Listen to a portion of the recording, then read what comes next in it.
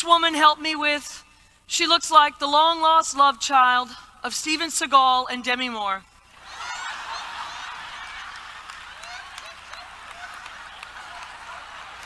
Give it a minute, it'll soak in. Are you ready to engage? I am Greek, and I am celebrating Big Fat Greek Wedding too, so can I get an opa? Now, if you have a glass, please lift it as a toast. I want to give you and teach you the Greek toast. My grandfather would always say, ECN, which means to your health, life, and abundance. So to all of you, ECN. And he would say, ECN and EC out. Have any negative people around you? You know, like this, the Debbie Downer. And no matter what, she's like, I got a raise, but I don't like the color of the check. Wah, wah, wah.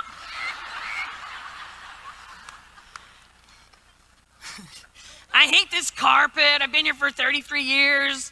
You're like, man, I don't even know how you made it here 33 years. But I was doing a workshop, and it was called How to Handle Difficult People, but secretly we called it Dealing with People You Cannot Stand, okay?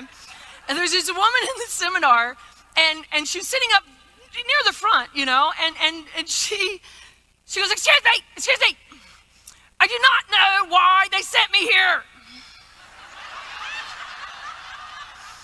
And people behind her like going, oh yeah.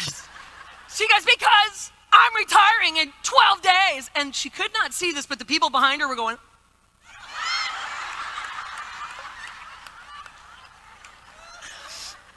but thanks to your seminar, I only have 11 more days. And they were going, and she goes, and when I go, they're going to have a party for me when I go. And they were like, and I thought, well, it's not for the reasons you think, Gladys.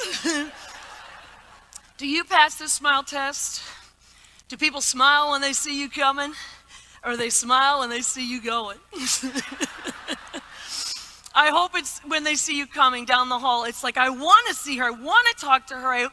She's always got some great energy. And if you happen to have somebody, though, that is negative, let me give you a couple of anti-negativity devices, because I think it'll really help. First of all, you might want to go subtle. You have this by the desk, and Debbie Downer comes in, and you go, oh, excuse me. And she starts to talk, and you go, well, something just got all over me.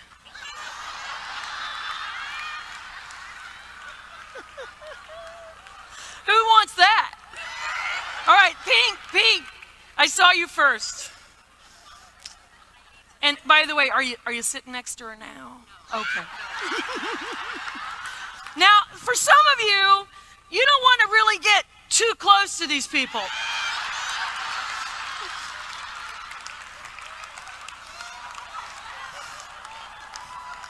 All right, I got to give this to you.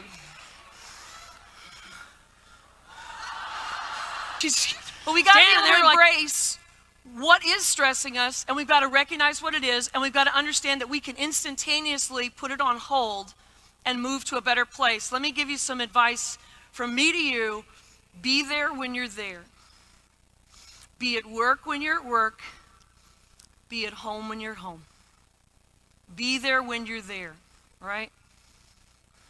And 2 words I'm going to give you as well. Think lightly. Think lightly. You can get some serious work done, but have a light ascent. Here's what I'm going to ask all of you to think about, because this is what drives you. As my Greek grandfather used to always say, Kalliope Chrysoula, which is my Greek name, Kelly Susan. Kalliope Chrysoula, there's only 2 ways to motivate people. You got to know what makes them tick and what ticks them off, right? So you got to know what makes you tick, and you've got to know what ticks you off at work, at home, all over, because that's what gives you energy and what sucks the life out of you. So when I say, what do you love? What do you love about your job? What do you say? The people, the challenge, the variety, the paycheck. Yeah. And then I say, what do you not like about your job? The people, the challenge, the variety, the paycheck. There really is something that you love about it, and you have to get a handle on that. And you also have to get a handle on, what you don't love, because if you do, then that means when the stuff that happens you don't love, which is the valley, you have to think about the peaks. So let me tell you what I love. I love the light bulb moment. Now, people ask me what I do for a living, and I don't tell them I'm a speaker. I tell them I'm a light bulb distributor.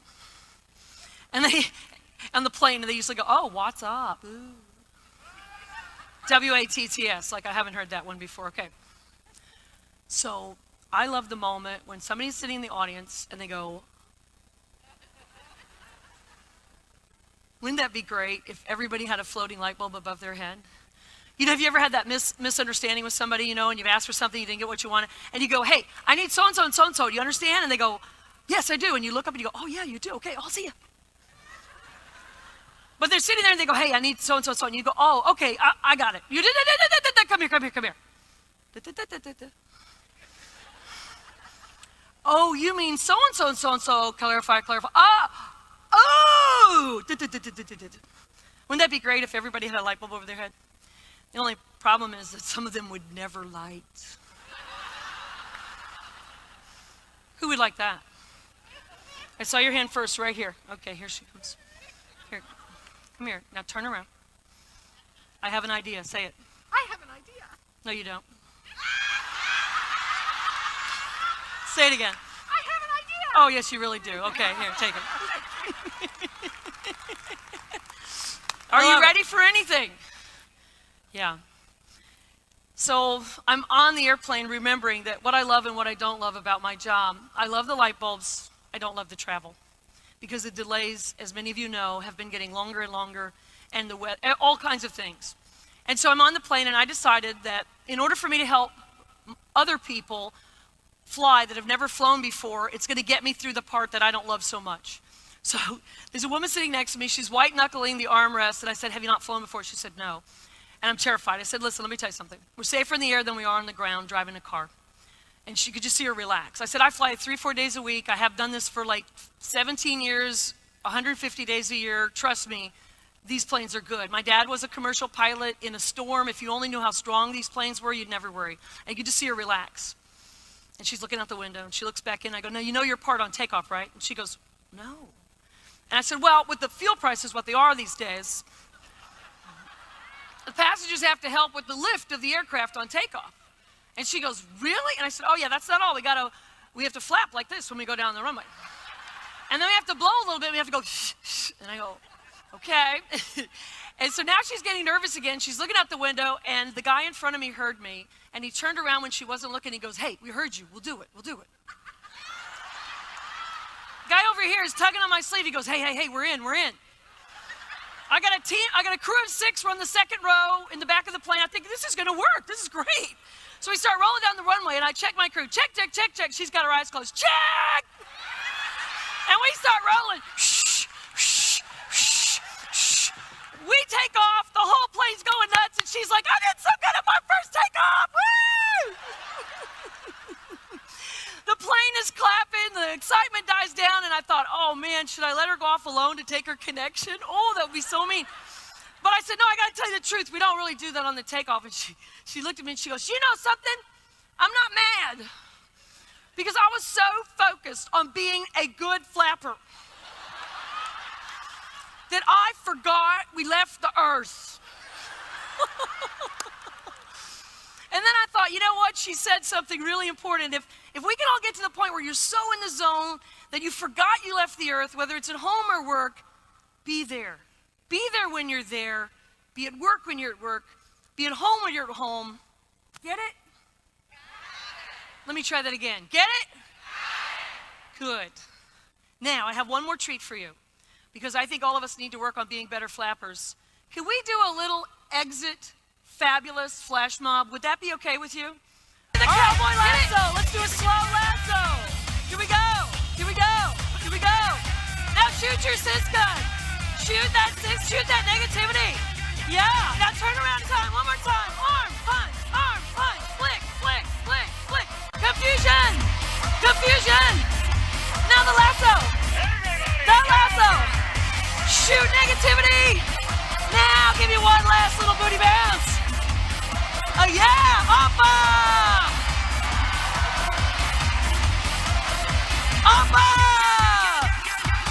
Thank you.